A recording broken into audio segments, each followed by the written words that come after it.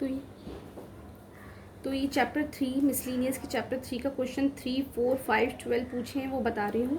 एक बार question number 3 में आपको क्या है, ए मैट्रिक्स गिवन है, then prove that A n is this when n is any positive integer. जब आपको यहाँ पर गिवन हो n is any positive integer, कोई भी पॉजिटिव इंटीजर हो सकता हो, तो आपको हमेशा मैथमेटिकल इंडक्शन से ही क्वेश्चन को सॉल्व करना है। मैथमेटिकल इंडक्शन क्लास 11th में भी पढ़ा है आपने।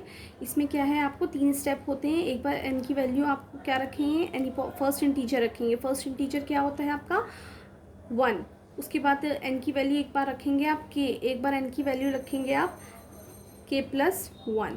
ठीक है, तो सबसे पहले हम इसको मैथमेटिकल इंडक्शन से करने के लिए फॉर n = 1 लेंगे, क्योंकि इसमें n क्या है, 1 क्या है, फर्स्ट पॉजिटिव इंटीजर है।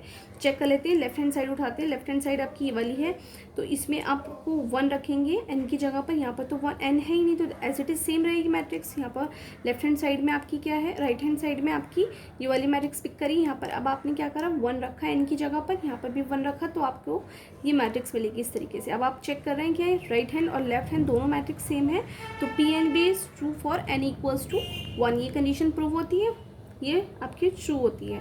जब ये ट्रू हो जाती है तो आप n की वैल्यू यानी कोई भी पॉजिटिव इंटीजर रख सकते हैं, तो आप यहाँ पर k लेके चलते हैं। ठीक है, तो यहाँ पर आपने k रखा, तो लेफ्ट हैंड साइड पे आपको लेके चलेंगे, राइट हैंड साइड पे तो k है ही नहीं, तो इस पर चेक करेंगे, तो यहाँ पर 1 + 2k इस तरीके से आपकी k और 1 - 2k आ जाता है। उसके बाद थर्ड स्टेप में क्या है आपके, नाउ अब आपने k में कुछ प्लस करना है। जैसे सपोज आपने 13 लिया है, 13 में कुछ 1 प्लस करके देखेंगे फुलफिल होती है नहीं होती है, तो यहाँ पर k+1 लिया है आपने, तो यहाँ पर आप k+1 रखेंगे। अब k की वैल्यू हमने क्या, n की वैल्यू रखी k+1, तो जब n की वैल्यू k+1 रखेंगे तो बहुत ध्यान से रखिएगा, k+1 ब्रैकेट में है पूरा। यहाँ पर भी आपने k+1 रखेंगे, यहाँ पर जो रखा है, उसके बाद खोलेंगे ब्रैकेट को अंदर से, आप खोल के देखेंगे, चेक करेंगे 2k, और ये यहाँ 2 से मल्टीप्लाई करेंगे। बच्चे क्या करते हैं अक्सर 1 + 2k और इसको 2 कर देते हैं, 2 नहीं होगा, यहाँ से 2 से भी इसको अंदर मल्टीप्लाई करेंगे तो 2 और 1 3 हो जाएगा, 3 + 2k। अक्सर बच्चों की स्टेप जो है यहाँ पर गलत हो जाते हैं।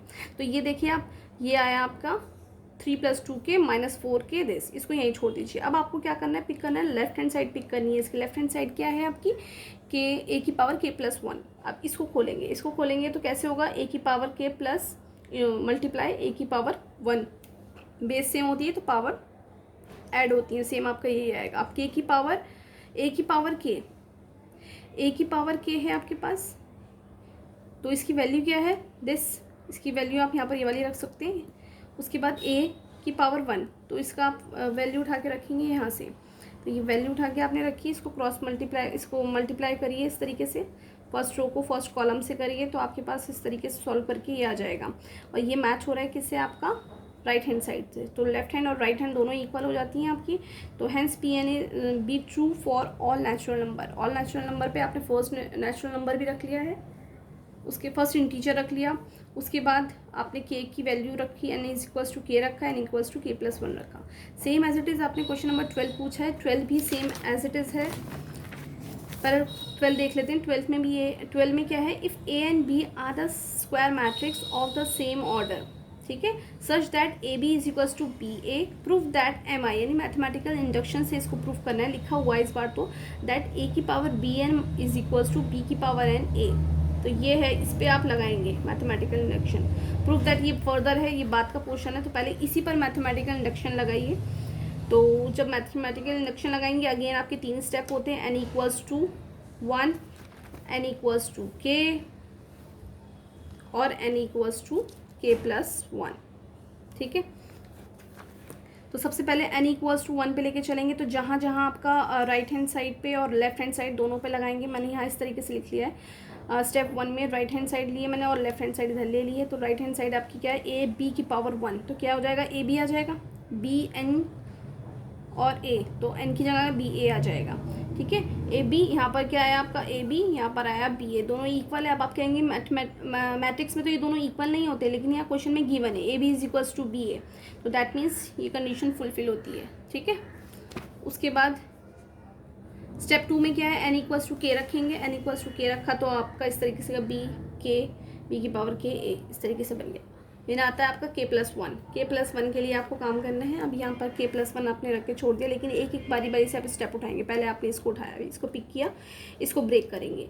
ए बी k+1 ए, अब ए पे कुछ नहीं है, ए एज इट इज़, बी की पावर k+1 है तो बी को ब्रेक कर लेंगे, बी की पावर k इंटू बी की पावर 1।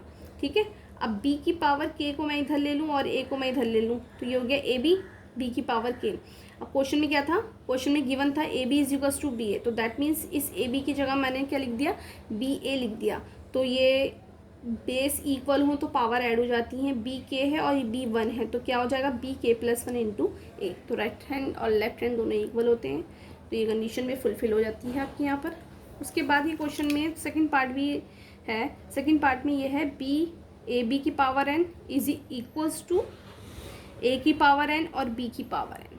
ठीक है, अब इसमें भी मैथमेटिकल इंडक्शन लगाना है। ये इसमें एक क्वेश्चन में दो पार्ट गिवन है। पहला पार्ट तो आपको मैथमेटिकल इंडक्शन इस पे लगाना है और एक बार इंडक्शन इस पे लगाना है आपको। तो सेकंड वाले में भी सेम एज इट इज़ रहेगा, एक बार n रखिए, एक बार k रखिए, एक बार k+1 रखिए। तो खुद करके देखिए, ये क्वेश्चन इजी लगेगा आपको। मेन फर्स्ट स्टेप में कुछ नहीं होता, सेकंड में भी कुछ नहीं, थर्ड स्टेप में आपको ध्यान रखना है, इसको ब्रेक करना है बारी बारी से, लेफ्ट हैंड और राइट हैंड। लेफ्ट हैंड को जब आप ब्रेक करेंगे तो वो राइट हैंड के इक्वल आ जाएगा। ठीक है, तो इस तरीके से आपका इंडक्शन वाला क्वेश्चन जो था वो क्लियर होता है।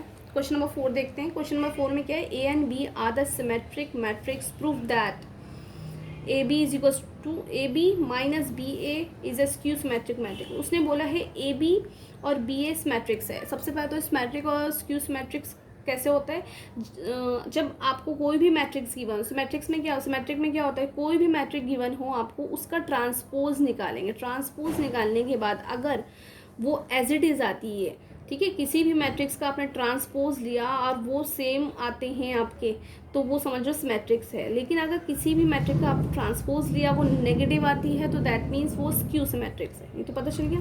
अब उसने बोला ए और B are symmetric, that means symmetric का मतलब है A transpose is equals to A और B transpose is equals to B है।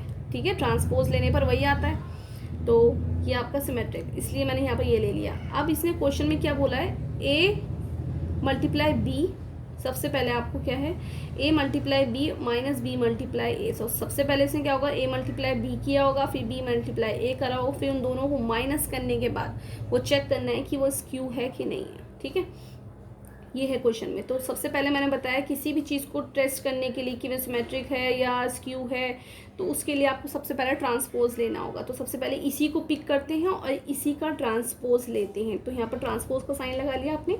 तो a minus B, A B minus B A का ट्रांसपोज करेंगे तो क्या होगा, ए बी का ट्रांसपोज माइनस बी ए का ट्रांसपोज। ठीक है, खुल गए। उसके बाद जब ए बी का ट्रांसपोज करते हैं तो क्या होता है, ये रिवर्स हो जाता है, ए बी की जगह क्या हो जाएगा, बी ए हो जाएगा और दोनों पर ट्रांसपोज आएगा, B transpose A transpose, same as it is ये हो जाएगा आपका, बी ए की जगह A transpose B transpose. Clear. अब क्वेश्चन में क्या गिवन है, बी ट्रांसपोज किसके इक्वल है, बी के इक्वल है, तो बी रख दिया, और ए ट्रांसपोज किसके इक्वल है, ए के इक्वल है। तो दोनों में इस तरीके से करा आपने, लेकिन प्रूफ क्या करके दिखाना है आपको, A B minus B A, लेकिन ये तो B A minus A B है, तो यहाँ से क्या करती हूँ, यहाँ से माइनस कॉमन ले लेती हूँ, माइनस जैसे ही कॉमन लिया तो ए बी माइनस बी ए, ये पॉजिटिव ये नेगेटिव, और ये इसके इक्वल आ गया। ठीक है, तो जैसे ही ये नेगेटिव आया तो आपने समझ लिया क्या है, स्क्यू सिमेट्रिक मैट्रिक्स है। तो so it is a skew symmetric matrix. बस आपको ये चेक करना है यहाँ पर, इसमें ऐसे क्वेश्चंस में जब भी स्क्यू सिमेट्रिक्स वाले आते हैं तो आपको सबसे पहले ट्रांसपोज लेना है। ट्रांसपोज लेने के बाद अगर वो सेम आता है, पॉजिटिव आता है सिमेट्रिक है, नहीं तो अगर नेगेटिव आता है तो वो स्क्यू है। सेम क्वेश्चन नंबर 5 में है। क्वेश्चन नंबर 5 में भी आपको क्या है, show that the matrix B transpose A B is a symmetric or the skew symmetric according A as a symmetric or skew symmetric. Question में केस में भी दो केस बनते हैं। सबसे पहले क्या है, ए जो है आपका, ए या तो सिमेट्रिक होगा या स्क्यू सिमेट्रिक, दोनों पे चेक करना है। तो सबसे पहले when A is a symmetric और ए इज अ स्क्यू, दोनों का केस मैंने सामने रखे हुए हैं। ए स्क्यू सिमेट्रिक का मतलब क्या होता है, A transpose is equals to A, और ए स्क्यू है इसका मतलब क्या होता है, A transpose is equals to minus A, negative आएगा, इसमें सेम आएगा, पॉजिटिव आएगा। अब लेके क्या चलना है इसका, सिमेट्रिक स्क्यू की बात हो रही तो सबसे पहले मैंने क्या बताया आपको, ट्रांसपोज लेना होगा। तो इसी को पिक कर लेते हैं, इसका ट्रांसपोज लेते हैं। अब इसमें ट्रांसपोज लगाइए। अब 2 में तो ट्रांसपोज करना सिखाया है लेकिन 3 में नहीं सिखाया। तो सबसे पहले इसको तो ए मान लीजिए, इसको बी मान लीजिए, ठीक है। इसको आपने ए माना, इसको बी माना। आप कर लीजिए, क्या होता है इसमें आपका ट्रांसपोज वो रिवर्स हो जाता है, यानी ए बी की जगह और ये चेंज हो जाएगा। तो ए बी का ट्रांसपोज और बी ट्रांसपोज एक बार है, और अगेन जब हम कर रहे हैं तो यहाँ बाहर लगेगा। अब इसका करेंगे, इसका रिवर्स हो जाएगा, B transpose A transpose, B का ट्रांसपोज क्या होता है, बी ट्रांसपोज, बी ट्रांसपोज। और आपको पता है ए ट्रांसपोज किसके इक्वल है, ए के इक्वल है। तो आपका ये इस तरीके से आ जाता है। तो आपका आ गया इसका ट्रांसपोज इसके इक्वल आ रहा है। तो ये सेम आ रहा है आपका, नेगेटिव नहीं आ रहा है, तो ये सिमेट्रिक है। अब आपका स्क्यू में चेक करते हैं, स्क्यू में क्या होता है, ए ट्रांसपोज माइनस ए होता है। तो यहाँ पर सबसे पहले इसी को पिक कर लीजिए, इसी का ट्रांसपोज करेंगे हम। इसको ए मान लीजिए, इसको बी मान लीजिए, सेम हो जाएगा। ये इसकी तरफ आ जाएगा, इधर आ जाएगा, ट्रांसपोज लग जाएगा आपका। इसका ट्रांसपोज करेंगे, B transpose A transpose, B का transpose again A transpose is B, ठीक है। अब आपको क्या बताया है, ए ट्रांसपोज बी ट्रांसपोज तो एज इट इज रहा। ए ट्रांसपोज किसके इक्वल है, माइनस ए के इक्वल है। तो माइनस बाहर आ गया है, ए और बी। तो ये माइनस में आ रहा है, ये इसके इक्वल नहीं, माइनस में, तो ये स्क्यू हो गया। क्लियर हो गया क्वेश्चन। तो सिमेट्रिक और स्क्यू के क्वेश्चन के लिए हमेशा ध्यान रखना, आपको सबसे पहले क्या करना है, ट्रांसपोज लेना है।